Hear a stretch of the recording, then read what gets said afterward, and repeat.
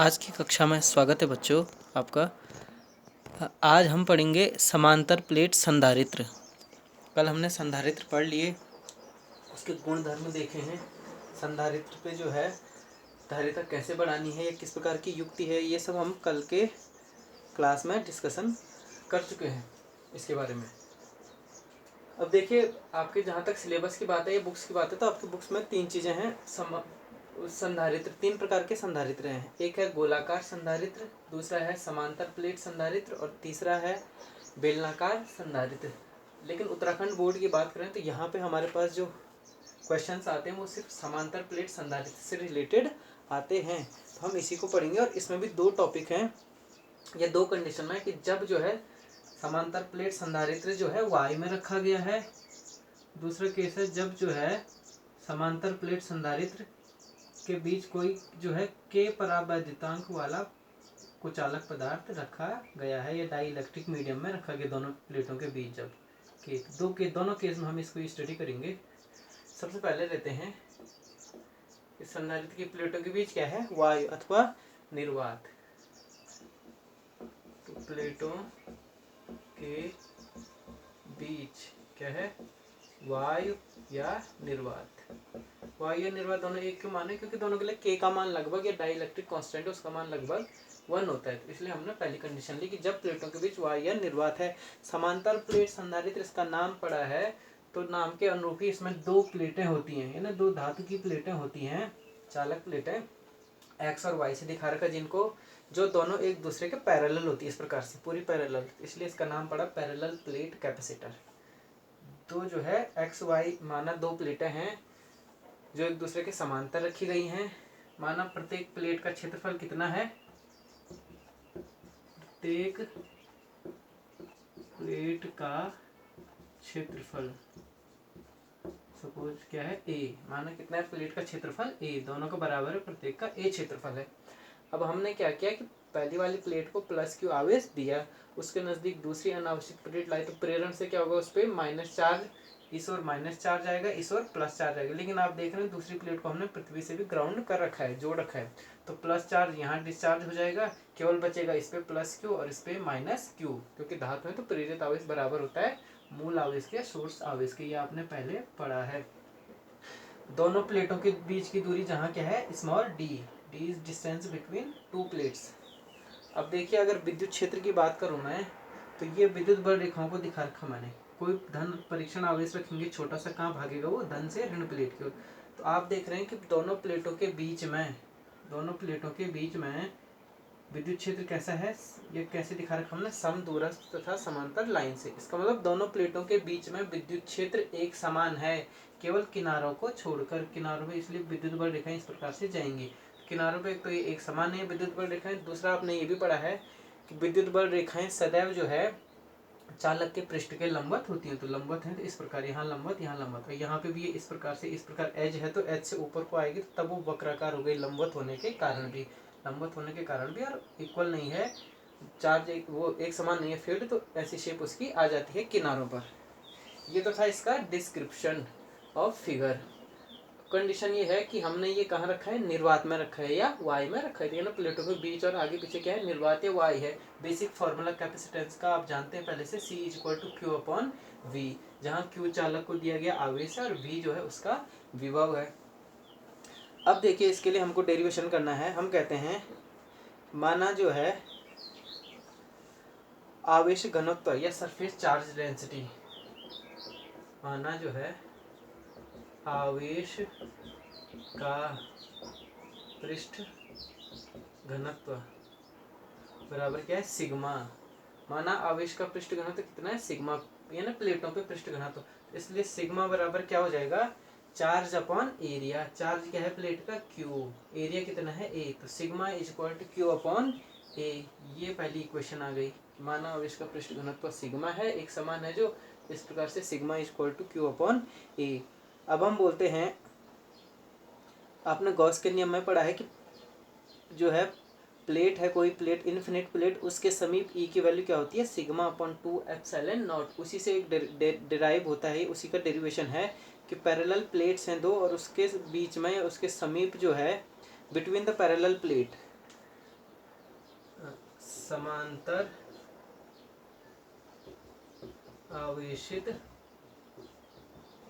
प्लेटों के बीच में या मध्य में बीच में विद्युत क्षेत्र बराबर, जिसको बोला हमने ई नॉट। ई नॉट क्यों दिखा रहे, क्योंकि ये वाई है निर्वात में, तो ई नॉट इक्वल टू क्या हो जाएगा, सिग्मा अपॉन एप्सिलॉन नॉट। ये होता है डेरिवेशन, ये आपने डायरेक्ट याद रखना है, डिराइव करने की जरूरत नहीं है, गॉस के नियम का अनुप्रयोग है। दो प्लेटों के बीच में है, जब दोनों विपरीत आवेशित होता भी आता है। E naught equal to sigma upon epsilon naught. अब हमको निकालना है इस पैरेलल प्लेट के लिए सी की वैल्यू, उसके लिए हमको चाहिए क्यू और वी। क्यू तो हमारे पास है कि हमने क्यू चार्ज दिया आवेश को एक प्लेट को।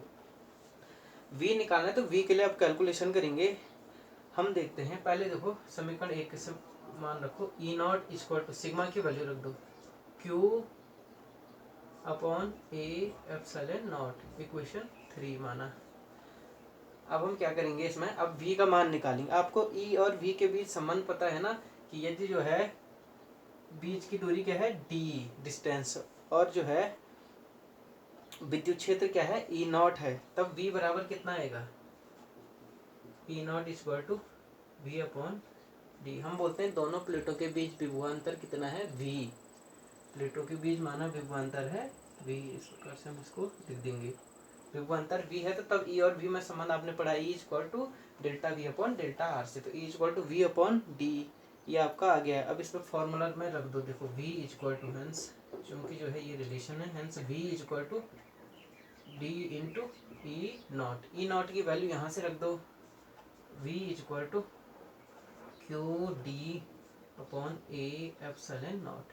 ये हमारे पास v की वैल्यू आ गई, v equal Q D upon sigma sorry A epsilon naught. v मिल गया हमको, q हमको पता है। अब सीधा सीधा हम निकालेंगे कैपेसिटेंस, इसलिए समांतर प्लेट संधारित्र की धारिता C बराबर क्या होगा, Q अपॉन V से। Q अपॉन V से जो है इसको करो समीकरण 4, तो ये लिख देना किसी क्वेश्चन का इस्तेमाल करें, समीकरण 4 का Q अपॉन V का मान रखो Q upon D upon A epsilon naught, ये ऊपर चला जाएगा। C इक्वल टू आ जाएगा, Q से Q कैंसिल हो गया, A epsilon naught upon D, that's it. ये हमारे पास डेरिवेशन आ गया है, C equal to A epsilon naught upon D, और इसका मात्रा क्या होगा, फैराड है, फैराड स्मॉल में, ये फैराड आ गया हमारे पास मात्रक। तो ये यहाँ से हम एक निष्कर्ष ये भी निकाल सकते हैं कि समांतर प्लेट संधारित्र की धारिता निर्भर करती है प्लेटों के क्षेत्रफल पे। क्षेत्रफल ज़्यादा होगा तो धारिता बढ़ेगी, दूसरा जो है प्लेटों के बीच की दूरी पे, तो बीच की दूरी कम होगी तो धारिता बढ़ेगी। ये दो निष्कर्ष यहाँ से निकलते हैं, तो इसलिए हम पास पास रखते हैं दोनों को। प्लेटों का क्षेत्रफल बढ़ाएंगे तब भी धारिता बढ़ेगी, प्लेटों के बीच की दूरी कम करेंगे तब भी धारिता बढ़ेगी। ये फैराड आ गया आपका इस प्रकार से। ये फॉर्मूला एक तो ध्यान में रखना, ये है वाई या निर्वात के लिए। इसमें से एक छोटी बात और बताऊंगा, दूसरा हम कंडीशन कर लेते हैं पहले। दूसरी कंडीशन है प्लेटों के बीच के परावैद्युतांक वाला पदार्थ है या कुचालक पदार्थ है। ठीक, ये नेक्स्ट कंडीशन ले लीजिए आप, इसको नोट कर लीजिए। उससे पहले यहाँ से एक बात बताता हूँ, एप्सिलॉन नॉट निकालिए आप। एप्सिलॉन नॉट इक्वल टू क्या आएगा, सी डी अपॉन ए। मात्रक रखिए एप्सिलॉन नॉट, सी का मात्रक क्या था फैराड, फैराड, डी का मात्रक मीटर अपॉन मीटर स्क्वायर, कटेगा तो फैराड पर मीटर। एप्सिलॉन नॉट का मात्रक, एप्सिलॉन नॉट का मात्रक है फैराड पर मीटर, और जबकि जो है हमने एप्सिलॉन नॉट का एक मात्रक कूलाम के नियम में निकाला था। एप्सिलॉन नॉट इक्वल टू क्या आ गया, कूलाम स्क्वायर पर न्यूटन स्क्वायर, कूलाम स्क्वायर पर न्यूटन मीटर स्क्वायर, इस प्रकार से। ये कूलाम न्यूटन -1 मीटर -2। आप देख रहे हैं ये दो जो है मात्रक एक ही राशि के हैं, वो है एप्सिलॉन नॉट निर्वात की विद्युतशीलता 8.85 × 10⁻12, जिसका मान होता है। एक नंबर का सवाल आता है बोर्ड में कई बार कि ये वो डायरेक्ट ये ना पूछ लेगा कि फैराड पर मीटर किस राशि का मात्रक है, तो आपने लिखना है एप्सिलॉन नॉट का। यहाँ पे ये क्लियर रख दीजिए आप, ये इसलिए इसको बताना था। नेक्स्ट देखिए, इसको मैं यहाँ पे लिख देता हूँ। ये वाई संधारित्र के लिए सी की वैल्यू थी ए एप्सिलॉन नॉट अपॉन डी, जब संधारित्र वाई में रखा गया, पैरेलल प्लेट संधारित्र। अब हम कह रहे हैं संधारित्र की प्लेटों के बीच के परावैद्युतांक वाला कोई हमने पदार्थ रख दिया है माना। आपको पता है कि पोलराइजेशन ऑफ डाइलेक्ट्रिक में हमने पिछले टॉपिक में पढ़ा है कि जब किसी परावैद्युत को जो है विद्युत क्षेत्र में रखते हैं तो उसके भीतर विद्युत क्षेत्र की तीव्रता क्या हो जाती है, कम हो जाती है। तो निर्वात में विद्युत क्षेत्र क्या था और परावैद्युत में विद्युत क्षेत्र माना ई है, तो उनके बीच संबंध को किस प्रकार से लिखेंगे, इसको हमसे डेरिवेशन कराने की जरूरत नहीं है, फिर भी आप देख लो न्यूटन के नियम से ई नॉट इक्वल टू क्या होता है 1/4πε0 Q/r² माना।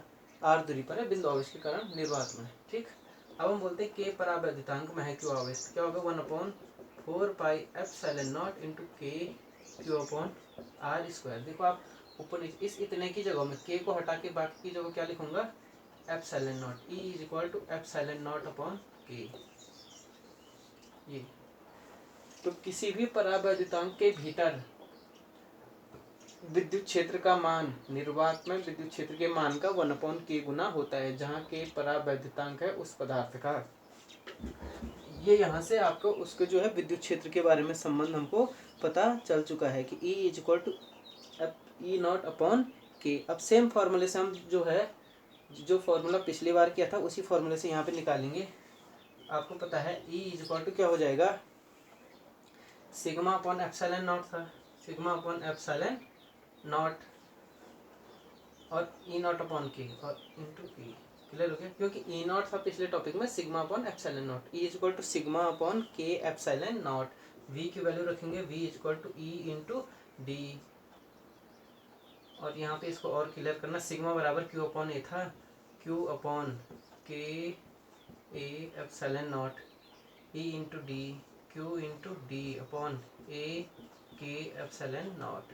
ये वी की वैल्यू आ गई, Q D upon A K A epsilon naught. Simple सी बात है, अब आपको सीधा सीधा सी निकालना है, इसलिए सी इज इक्वल टू क्या हो जाएगा, क्यू अपॉन वी से मान रखो, क्यू की वैल्यू क्यू आ जाएगी, वी की वैल्यू ये वाली आएगी Q upon D upon A epsilon not into के। सी इज इक्वल टू क्यू से क्यू कैंसिल हो गया, ए एप्सिलॉन नॉट अपॉन डी, इतना फैरड। तो ये देखिए आप, ये है वायु संधारित्र की धारिता सी, ये है निर्वात वाले ये वायु निर्वात वाले संधारित्र की धारिता सी, और ये है के परावैद्युतांक वाले संधारित्र की धारिता। इसको मैं जो है सी नॉट से भी दिखा दूंगा, किसे दिखाऊंगा, सी नॉट से। तो C naught equal to A epsilon naught upon D, जब निर्वात वायु में रखा गया है और जब जो है के परावैद्युतांक का पदार्थ भरा है, पूरी पूरा पदार्थ है एक्स और वाई के बीच, तो सी इज इक्वल टू के A epsilon naught upon D. यानी यहाँ से निष्कर्ष निकल गया, समीकरण इसको मानो ए, इसको मानो बी। ए और बी से देखिए, ए व बी से हम लिखेंगे C इज इक्वल टू क्या कर दूंगा मैं, इतने की जगह क्या लिख दूंगा, ए एप्सिलॉन नॉट अपॉन डी की जगह सी नॉट इंटू के। ये एक रिलेशन आ गया है, और यहीं से आप के की वैल्यू, के का भी रिलेशन निकाल सकते हैं, K is equal to C upon C naught. ये फॉर्मूले आपके एक एक नंबर के क्वेश्चन में न्यूमेरिकल में काम आएंगे। तो यहाँ पे देखिए कि जो है किसी माध्यम में या समांतर प्लेट संधारित्रों के भीतर जो है कोई के परावैद्युतांक वाला पदार्थ रखें तो धारिता जो है निर्वात या वायु संधारित्र की तुलना में के गुनी हो जाती है। के का मान हमेशा क्या होता है, एक से ज्यादा। कुछ अलग पदार्थों के लिए के इज ग्रेटर देन 1, ये आप पता है कि ये एक से ज्यादा है, तो ये जो है इससे निर्वात या वायु संधारित्र से धारिता का मान क्या होगा, ज्यादा होगा।